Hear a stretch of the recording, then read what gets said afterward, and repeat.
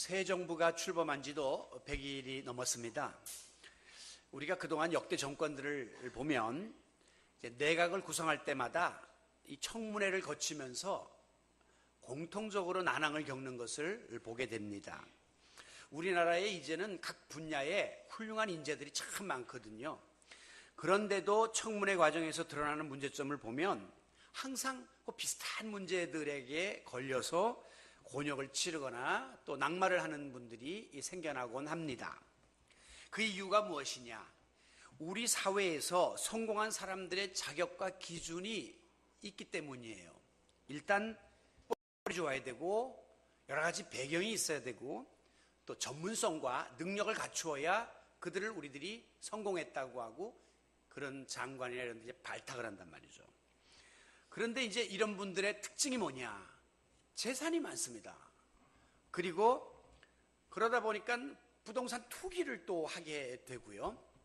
그리고 배경이 있으니까 또 군복무를 또 회피하게 되고 또 자녀에 대한 교육의 열성이 있어서 또 무슨 위장 전입 같은 거를 하면서 계속해서 걸리니까 이 썩은 사과들이 잔뜩 이제 나오게 돼요. 다 사과합니다.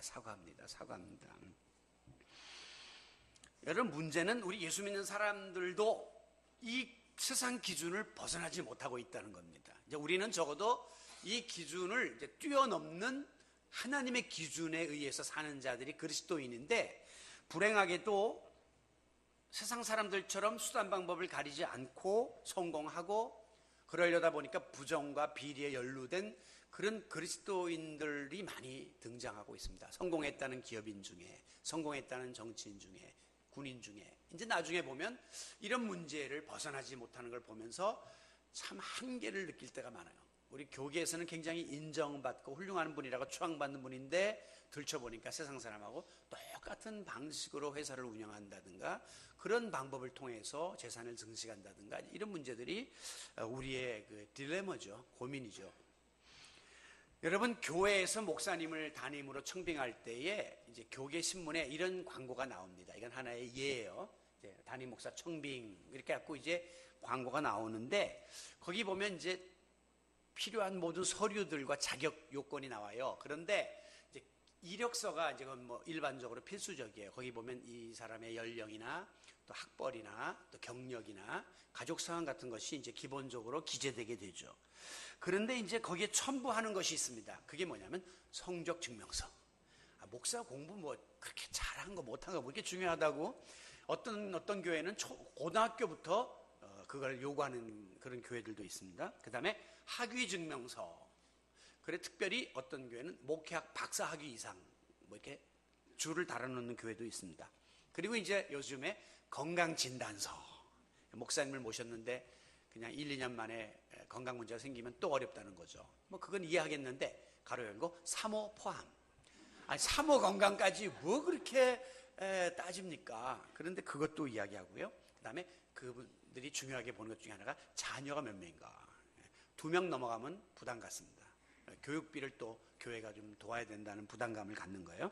그리고 이제 목회 계획서, 설교 동영상, 그리고 존경하는 목사님의 추천서 3통 이상 뭐 이런 식으로 해가지고 이제 그 서류를 받는데, 제가 지난주에는 또 이런 청빙 광고가 많이 나오는데 보다가 또 혼자 실소를 금할 수 없었던 것이 보통 일종 운전면허 소지자, 그건 이제 운전시키겠다는 거죠. 목사님, 담임 목사님 문제. 그 다음에 또 왜 각종 자격증 가진 분 환영, 전기도 고치고 다 할 수 있는 분 더 좋다는 것이죠. 그렇게 해갖고 이제 교회 청빙위원회가 서류가 우리 교회 정도 규모면 한 100통 이상 들어옵니다, 보통. 그러면 이제 그걸 가지고 다 이렇게 추려요. 한 10명으로 이렇게 압축을 합니다. 그러면 그다음부터 어떤 일이 벌어지느냐. 매주일마다 소위 선보는 설교를 해요. 목사님들 여기 와서 설교하면서 교인들이 이제 보고 평가를 하는 거죠. 그러면 교인들이 끝난 다음에 뭐라 합니까? 그 목사님 인물이 영 아니다. 야, 그 목사님은 저 보니까 뭐 키가 작다 크다, 또 설교를 할 때 자꾸 손을 올렸다 내렸다, 제스처가 어쩌다, 목소리가 어쩌다, 사투리를 쓴다. 교인들이 다 채점을 매겨요. 그래서 나중에 이제 투표를 해가지고 목사님을 모시는데 더 무서운 것은 그 물밑 작업입니다. 그 서류가 들어와서 공정하게 그 평가받으면 좋은데 어느새 학연, 지연, 혈연, 로비가 또 들어와가지고 아는 목사님, 장로님들 통해서 계속해서 부담을 주니까 세상에 가만히 들여다보면 이거 세상 사람들 뭐 회사에서 뽑는 거하고 다를 바가 없는 게 지금 교회에서 벌어지고 있다는 것입니다. 여러분, 만약에 이런 식으로 세상 기준으로 목사를 뽑고, 우리 교회는 그런 게 없지만 어떤 교회는 보면 장로님 뽑을 때도 뭐 사회적인 지위가 있는 사람 우선적으로, 돈 많은 사람 우선적으로 뭐 이런 식으로 뽑는데, 이런 식으로 만약에 직분자를 세우고 또 교회를 그런 세상의 기준에 의해서 운영을 하다 보면 교회가 자연스럽게 세속화되고 세상 기준의 집단으로 전락하는 것은 그건 시간 문제입니다. 오늘 한국교회가 이렇게 무기력해지고 어려워진 이유 중에 하나가 너무 우리가 그동안 하나님의 기준보다 세상 기준에 맞춰서 목회자를 상대하고 직분자를 뽑고 교회를 운영했다는 거예요. 이것이 그대로 오늘 우리에게 어려움으로 다가오고 있는 것을 느끼게 됩니다. 적어도 교회와 성도는 세상 기준을 뛰어넘는 하나님 기준이 있잖아요. 성경적 기준이 있잖아요. 그것을 기준으로 판단하고 결정하고 행동해야 교회가 차별화될 수 있고 교회가 세상과 달라질 수 있고 세상을 끌어갈 수 있는 힘이 있는데, 오늘 우리가 그 힘을 잃고 있다는 것이 매우 안타까운 현실입니다. 오늘 본문 보면 요즘에 우리가 새벽기도회 때 열왕기 하를 이제 묵상하고 있는데, 능력의 선지자 엘리야의 뒤를 이어서 선지자가 된 그 엘리사의 아주 역동적인 사역이 펼쳐지고 있는 중입니다. 오늘 본문 배경을 보면 조금 더 앞에 4절부터 보셔야 되는데, 이제 그 이스라엘의 왕 유명한 아합이라는 사람이 있었습니다. 뭘로 유명합니까? 바알 섬기는 거. 엘리야 잡아 죽이려고 했던 사람이 아합 아닙니까? 아합이 죽어요. 죽은 다음에 이제 그 아들이 이제 왕이 됐는데, 왕이 비실비실 병에 걸려가지고 힘을 못 씁니다. 이때를 틈타가지고 인근에 있던 모압 왕 메사라는 사람이 그동안에는 항상 1년에 한 번씩 양 10만 마리의 털을 조공으로 바치고 순양 10만 마리의 털을 조공으로 바쳤는데, 이제 아합도 죽었겠다, 후계자 아들은 비실비실하겠다, 에라 모르겠다 하고 배신을 해가지고 이제 그 조공을 끊습니다. 그러자 그 첫째 아들이 죽고 둘째 아들이 이제 왕위를 계승하는데, 이게 여호람이라는 사람이에요. 이 여호람이가 주변에 있는 유다 왕 여호사밧하고 동맹을 맺고 옆에 있는 에돔 왕하고 손을 맺어갖고 3개국 동맹군을 맺어서 이 모압 왕을 치러 전쟁에 나가게 되었습니다. 그런데 오늘 본문 9절부터 어떤 일이 벌어졌느냐? 전쟁에 나간 지기 대군이잖아요. 그러니까 7일 만에 군사와 가축이 먹을 물이 다 동이 나고 말았습니다. 그래서 그만 싸움도 제대로 한번 해보지 못한 채 다 죽음의 자리에 처하게 된 것이죠. 바로 이런 절박한 상황에 처했을 때에 이 전쟁을 주도했던 이스라엘 왕 여호람이 말하기를, 하나님이 우리 세 왕을 여기다가 불러 모아놓고 모압의 손에 넘겨 다 우리를 죽게 만드는구나 라면서 한탄을 하고 원망을 합니다.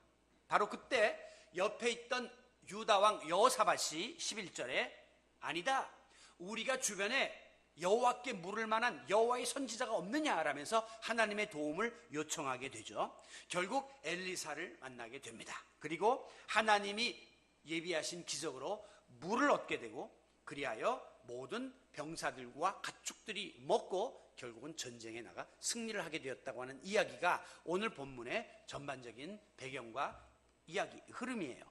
자, 우리는 여기에서 어떻게 이 엘리사처럼 하나님의 기준에 합한 자가 되어서, 세상 기준이 아니라 하나님 마음, 하나님 기준에 합한 자가 되어서 이렇게 어려운 시대 속에서 쓰임받는 하나님의 사람이 될 수 있을까 하는 이 소원을 가지고 우리가 오늘 하나님의 사람이 하나님의 기준에 합하려면 어떤 자격 요건을 갖춰야 되는가를 함께 살펴보려고 합니다. 자, 먼저는 우리가 하나님의 기준에 합한 자가 되려면 하나님을 나의 마음 중심의 주인으로 모셔드려야 합니다. 여기 11절에 보면 유다왕 여호사밧이 이렇게 묻죠. 우리가 여호와께 물을 만한 여호와의 선지자가 이 근처에 없느냐라고 이야기하고 있습니다. 여호와의 선지자는 건 하나님에게 소유된 종을 뜻하는 거예요. 그 말은 즉 마음 중심에 하나님을 모시고 하나님의 종된 하나님을 주인 삼은 그런 사람이 없냐라고 찾았습니다. 여러분, 결국 이 엘리사를 만나게 됐는데요, 엘리사의 마음속에는 정말 하나님이 주인으로 자리 잡고 있었습니다. 그래서 엘리사는 항상 하나님의 뜻으로 가득 찬 그런 생각과 삶을 살았던 사람입니다. 그러기 때문에 주인 되시는 하나님께 이 어려움을 내어놓고 도움을 요청하니까 하나님이 거기에 대한 답을 주시면서 길을 열어주시는 하나님과의 교감이 이루어지게 된 거죠. 다시 말하면 하나님을 내 마음의 주인으로 모신 자라야 하나님과 나 사이에 교통이 이루어질 수 있고 하나님의 뜻을 깨달을 수 있고 그 뜻대로 행함으로 문제 해결을 받을 수 있다고 하는 것을 보여주고 있습니다. 여러분, 우리 인간의 마음속에 무엇이 자리 잡고 있느냐에 따라서 그 사람의 삶의 모습은 달라진다. 제가 몇 번 강조했습니다. 여러분의 마음속에 오늘도 내가 좋아하는 어떤 취미 생활이 가득 자리 잡고 있는 사람은 눈뜨기가 바쁘게 지금 스킨스쿠버 하러 가고 골프장 가고 등산 갑니다. 왜? 그게 내 삶의 마음을 지배하고 있기 때문이에요.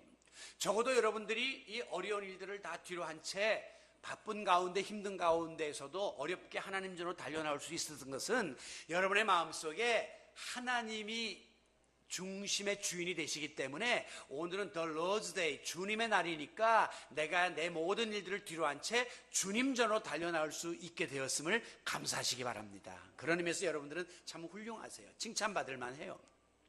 저는 목사지만 어떤 때는 아침에 일찍이 이렇게 일어나서 준비하려고 할 때 좀 힘들 때도 있어요. 그런데 그때마다 성도들을 떠올려요.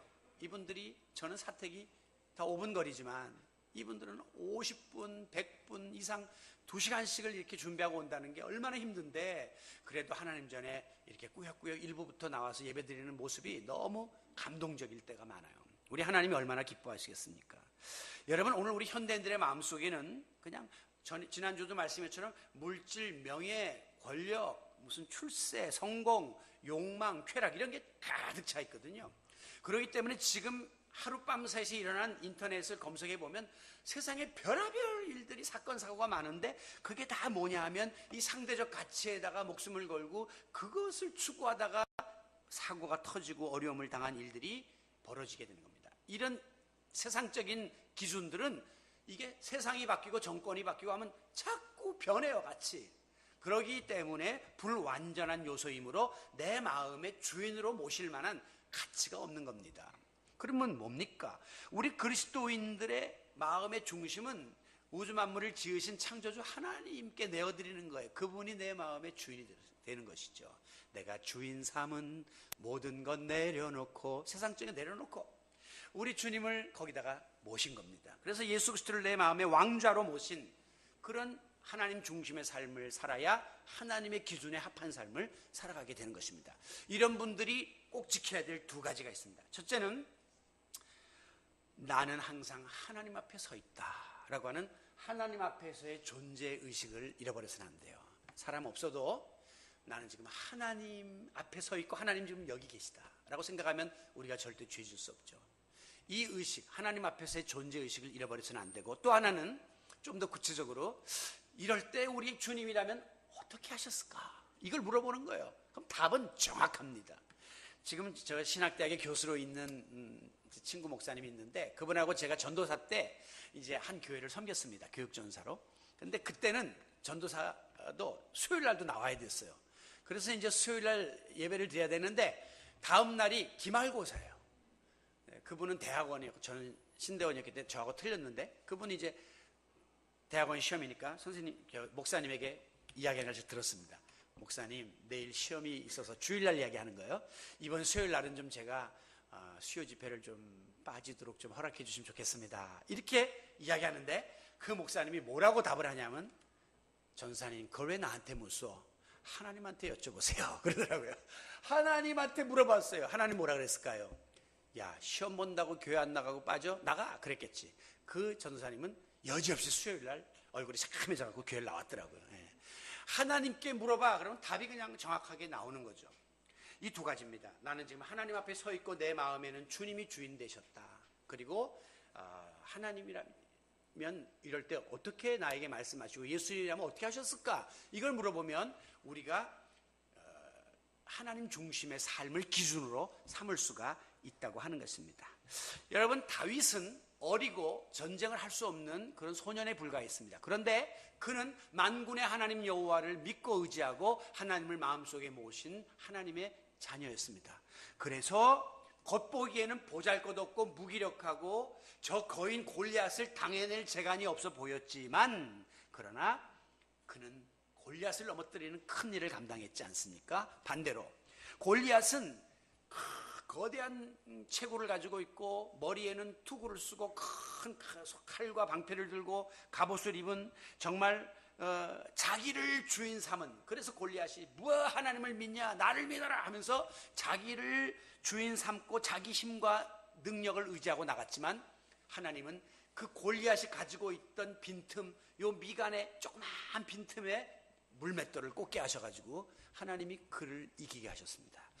여러분, 오늘 우리가 세상에서 살면서 세상적 기준으로는 우리가 다윗 같은 자들이에요. 보잘것없고 부족하고 연약하고 무능하죠. 그런데 하나님을 내 마음에 모시고 그분이 나의 주인 되신다면 만군의 여호와 하나님으로 인하여 하나님께서 우리로 하여금 능히 이 어려움들을 헤쳐나가고 세상을 이길 수 있는 그런 능력을 허락해 주실 줄로 믿습니다. 바로 이 하나님 기준, 하나님 중심의 다윗의 삶을 살아가는 우리 성도 여러분들이 되시기를 바랍니다.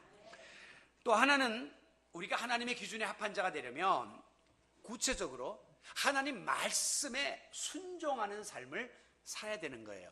주인은 여기다 모셔놓고 손과 발은 내 마음대로 살면 그거는 진정한 종의 모습이 아닙니다.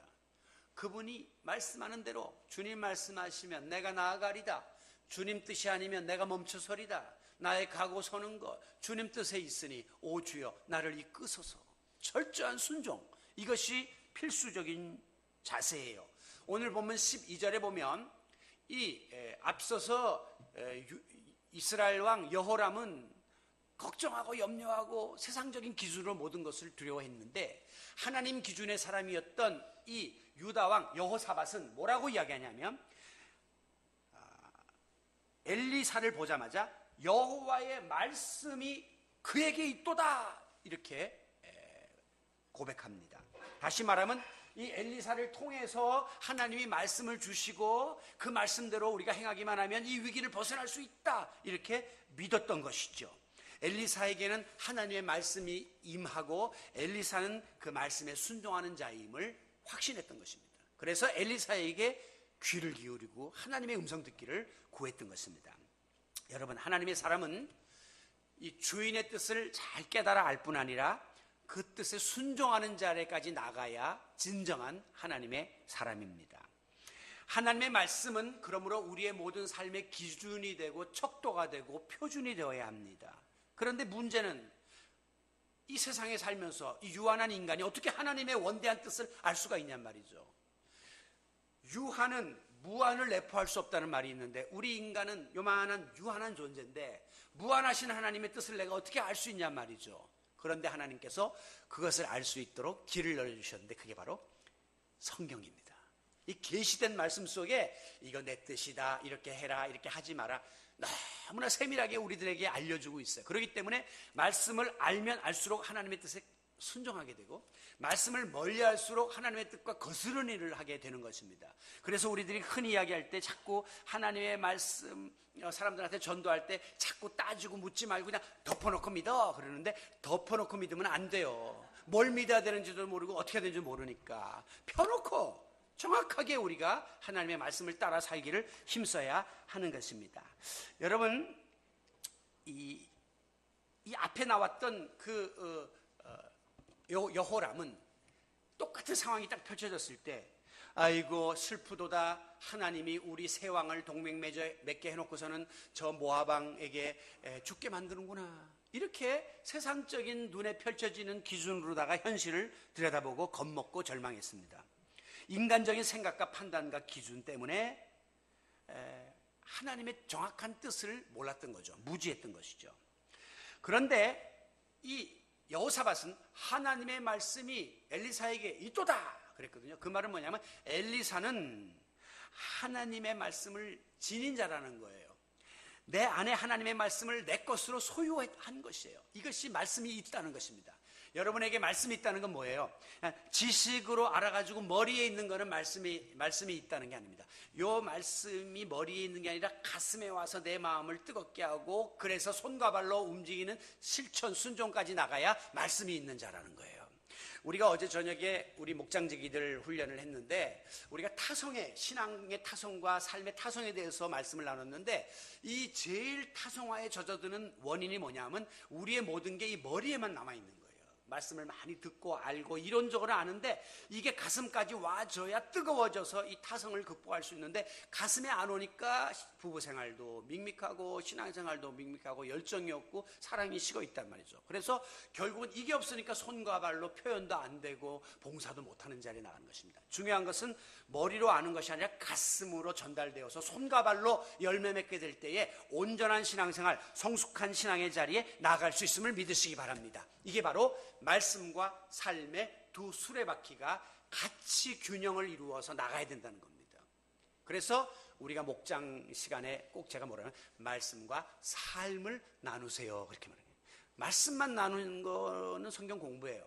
삶만 나누면 그건 인생 토론이에요. 말씀과 삶이 같이 굴러가도록 해줘야 균형 잡힌 신앙생활을 할 수 있다고 하는 것입니다. 오늘 우리 한국교회와 우리 성도들의 맹점이 뭐냐면 연기는 자욱해요. 이렇게 보면요, 주일날 교회 사람들이 많고 큰 교회도 많고 또 성도들도 열심인 것처럼 보여요. 그런데 그 속에 불씨가 없다는 거예요. 들어가 보면 그 생명력을 잃어버렸기 때문에 우리가 울리는 꽹가리 같은 신세가 되고 말았단 말씀이에요. 이거를 우리가 벗어나려면 우리가 영적인 내실을 기해야 되는데 내실을 기하려면 하나님 말씀이 내 안에 있어야 합니다. 실력이 있어야 되는 거거든요. 영적 실력이. 그러니까 말씀이 내 안에 있어야 한다는 겁니다. 여러분, 한국교회가 자꾸 이렇게 외형적으로 덩치만 키우고 자꾸 이렇게 물량적으로 나가면 어떤 일이 벌어지느냐. 여러분, 공룡이라고 하는 동물 아시죠? 공룡이 거대한 몸집을 가졌으나 지금 멸종했습니다. 없어요. 이 건물만 키우고 외형만 키우면 속에 있는 내실이 약해지기 때문에 마지막에는 파멸이고 멸종입니다. 오늘 한국교회가 그 기로에 서 있습니다. 오늘 제가 이제 오후 시간에 로마 가톨릭 교회와 오늘 한국교회가 처해 있는 상황을 독일인의 눈으로 모든 상황을 잘 알고 있는 외국인이 한국에서 23년 살았던 이 말테 루터교 교수의 시각으로 이것을 제가 전달하려고 하는데 여러분 보세요. 기가 막히게 지금 우리가 과거 로마 가톨릭 교회 무너지던 종교개혁 500년 전의 상황과 매우 흡사한 자리에 지금 한국교회가 놓여 있음을 깨닫게 될 것입니다. 오늘 우리 속에 말씀이 있어야 됩니다. 말씀을 잃어버리고 그냥 교황, 베드로 성당, 미사 형식 이런 것만 추구하던 로마 가톨릭 교회가 무너진 거예요. 그래서 루터는 솔라 스크립추라, 말씀으로 돌아가자 했고 오늘 개신교회는 강대상 하나 딸랑 놓고 말씀 중심의 예배를 드리고 있는데 그마저도 가슴과 손으로 행해지지 않는 이 한계 때문에 지금 우리가 또 다른 종교개혁의 위기에 처해 있음을 다시 한번 깨닫고 하나님의 사람으로서 말씀을 소유하고 말씀대로 살고자 하는, 그래야 하나님 말씀의 기준에 서서 내가 모든 일을 감당할 수 있다는 사실을 다시 한번 자각하는 이 시간이 되시기를 바랍니다. 세 번째로 이제 우리가 하나님의 기준에 합한 자가 되려면 공의와 용기를 지녀야 한다는 것입니다. 좀 생소하죠? 그런데 보세요. 13절에 이 하나님의 사람 엘리사가 자기 앞에 도움을 요청하는 이스라엘 왕 여호람을 보자마자 냉정하게 이야기하기를 내가 당신과 무슨 상관이 있기에 나한테 왔습니까? 그러면서 이렇게 말합니다. 당신의 부친과 모친의 선지자에게 가소서. 이 부친은 아합이고 모친은 이세벨이라고 그랬는데 이 사람들이 믿던 선지자가 바로 바알이거든요. 바알한테 가세요. 바알 선지자한테 가세요. 왜 여호와 하나님을 찾습니까? 아쉽다고. 당신이 믿던 대로 하세요. 이렇게 핀잔을 줍니다. 그리고 나서 14절에는 더 망신을 주는데 뭐라고 얘기하냐면 내가 이 옆에 그래도 유다 왕 여호사밧은 하나님 잘 믿었거든요. 이 여호사밧의 얼굴을 내가 보지 아니하면 아예 당신을 향하지도 않고 보지도 않고 상종도 안 했을 겁니다. 내가 지금 이 여호사밧 왕 때문에 그나마 지금 나와서 내가 도와주려고 하는 거지 내가 당신 봐서는 난 쳐다도 안 볼 입장이에요 라고 왕을 강력하게 비판하고 책망했습니다. 여러분, 그래도 이게 일국의 왕인데 그 앞에서 이렇게 모욕적인 언사를 구사하거나 수모를 안겨줘도 되는 겁니까? 그러나 엘리사는 잘못됐던 그 부모의 신앙관과 그것을 이어받은 이 여호람의 잘못을 지적한 거예요. 여러분, 이 불의 앞에서는 아무리 왕이라 해도 잘못을 책망할 수 있는 정의감, 용기가 있어야 하는 거예요. 우리가 이 다윗 왕이 역사적인 왕이라고 했는데 그가 그 밧세바를 취해가지고 잘못을 저질렀을 때에 하나님의 선지자 나단이 가가지고 강력하게 다윗 왕을 책망하는 그런 모습을 보죠. 세례 요한이가 자기 형수 헤로디아를 취한 헤롯 왕에게 강력하게 책망을 하다가 목배임을 당해버립니다. 여러분, 어떤 사람은 교회에서 왜 정치 이야기라고 목사들이 왜 자꾸 이런 일에 개입하느냐, 그렇게 좀 핀잔을 주는 분들이 있어요. 교회에서는 그냥 성경 말씀만 전하고 복음만 전하면 되는 게 아니냐, 이렇게 이야기하지만 말씀과 삶은 같이 가는 거예요. 앞서도 말씀드린 것처럼. 그래서 존 칼빈이라고 하는 종교개혁자는, 목회자는 한쪽에는 성경을 들고 한쪽에는 뉴스페이퍼, 신문을 들고 살아야 된다 그랬어요. 말씀만 갖고는 안 되고 신문을 보고 오늘 벌어지는 상황 속에 이 말씀을 연결시키면서 전해야 된다는 거죠. 여러분, 분명히 종교 분리의 원칙이라는 게 있습니다. 그래서 정치와 종교는 서로 터치하지 않고 또 서로 결탁하지 말고 자기 길을 가야 된다고 하는 그런 분명한 원칙이 있지만, 그것은 바른 정치를 할 때의 이야기고, 그릇된 정치를 하거나 독재를 하거나 잘못된 그런 일을 할 때에는 필히 목사는, 교회는 입을 열어 그것을 지적할 수 있는 공의로움과 용기가 있어야 되는 거예요. 이걸 가리켜서 소위 시대의 예언자적 사명이다. 구약 시대에 보면 예언자들이 나타나서 하나님의 말씀을 전하면서 그냥 외쳤거든요. 이런 사명이 우리에게 있음을 알아야 해요. 집을 지키는 용으로 집에다가 큰 개를 한 마리 길렀는데 이 개가 도둑이 왔을 때에 짖지 않고 두려워서 숨고 꼬리치면서 환영하면, 여러분, 주인이 더 이상 그 개를 놔두겠습니까? 그건 보신탕집으로 보내는 거예요.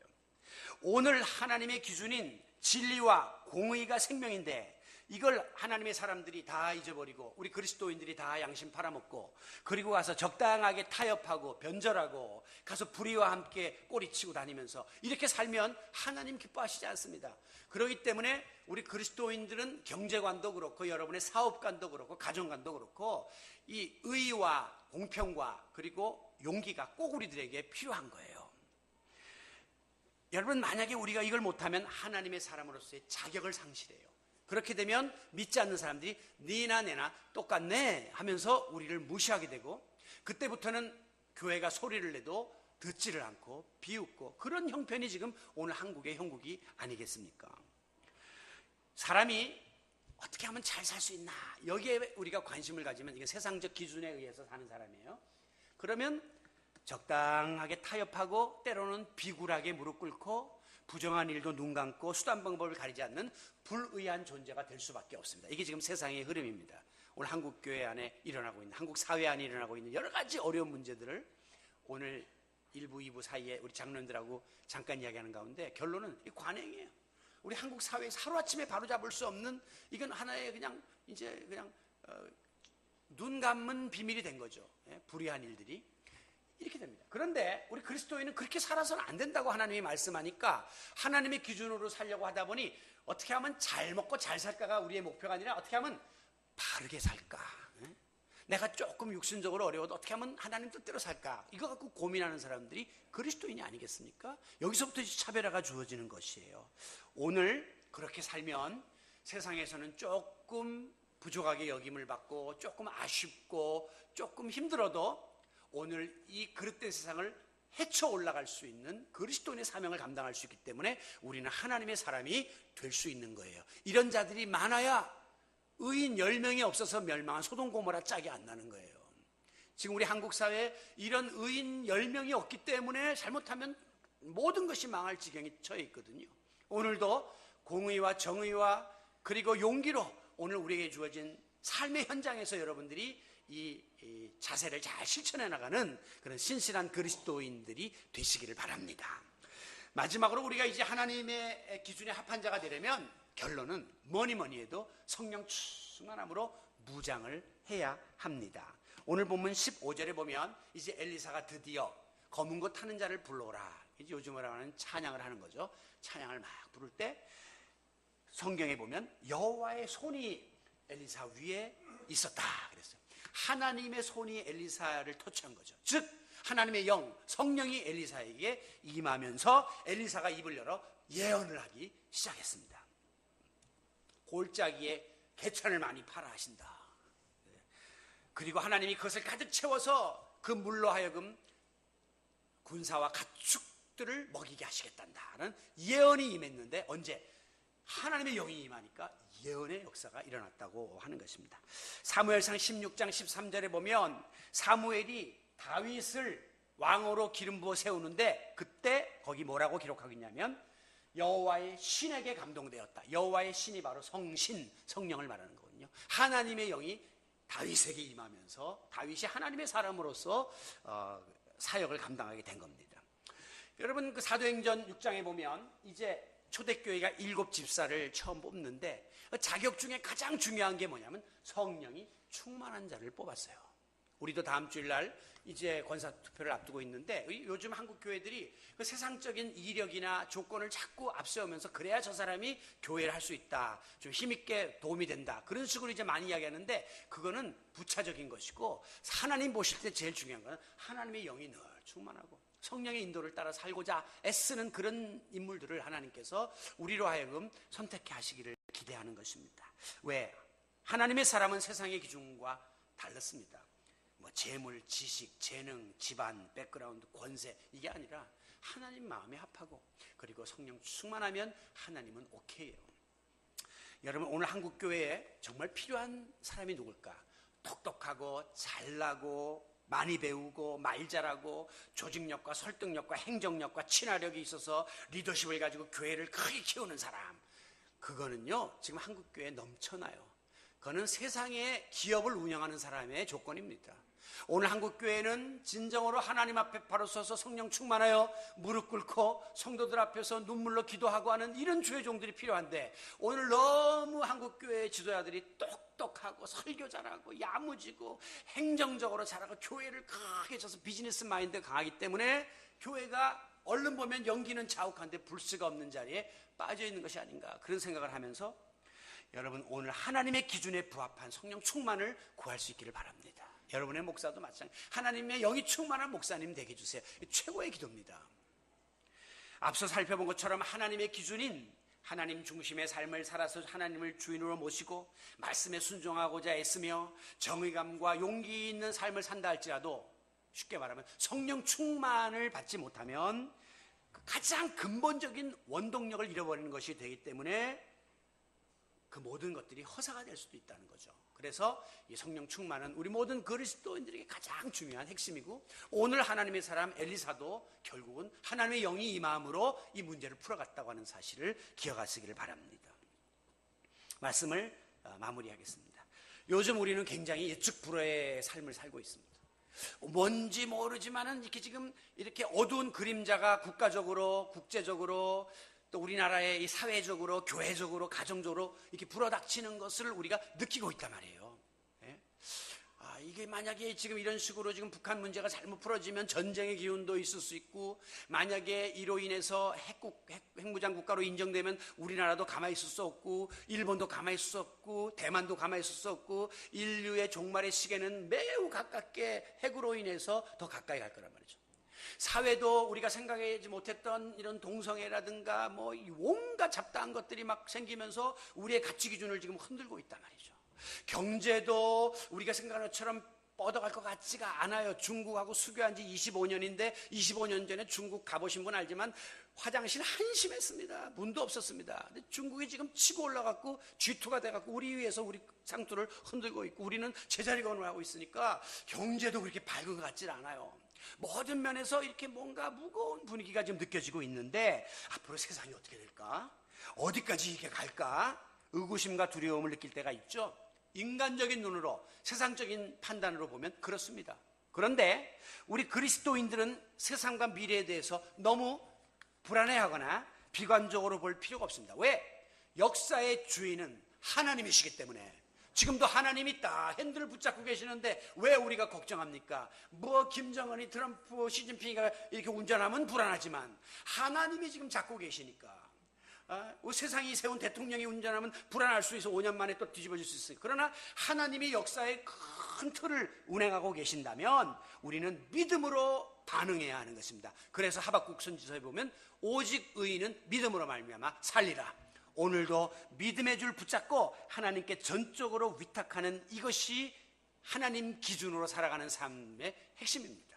그래서 오늘 본문 18절에 보면 이것은 여호와 보시기에 작은 일이라. 지금 뭐 아무것도 물 한 방울 없는 곳에서 이 많은 가축과 군사를 먹이는 게 왜 작은 일입니까? 인간이 볼 때는 불가능한 일인데 하나님 보시기에는 그거 작은 일이다 그랬어요.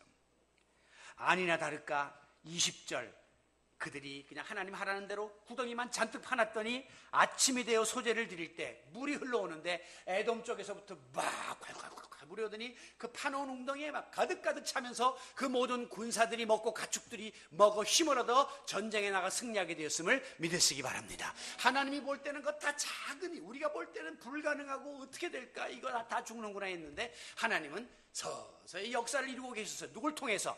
하나님의 마음에 합한 엘리사를 통해서. 하나님의 기준에 의해서 모든 역사를 보고 있는 엘리사를 통해서 하나님은 모든 것을 뒤집어 놓은 것입니다. 그래서 하나님의 생각은 우리 생각과 달라요. 하나님의 뜻은 우리 뜻과 틀려요. 그런데 항상 하나님의 생각이 옳아요. 하나님의 생각이 커요. 높아요. 그래서 오늘도 우리는 예배드리면서 그 하나님의 기준에 우리의 기준을 맞추려고 지금 예배하는 거예요.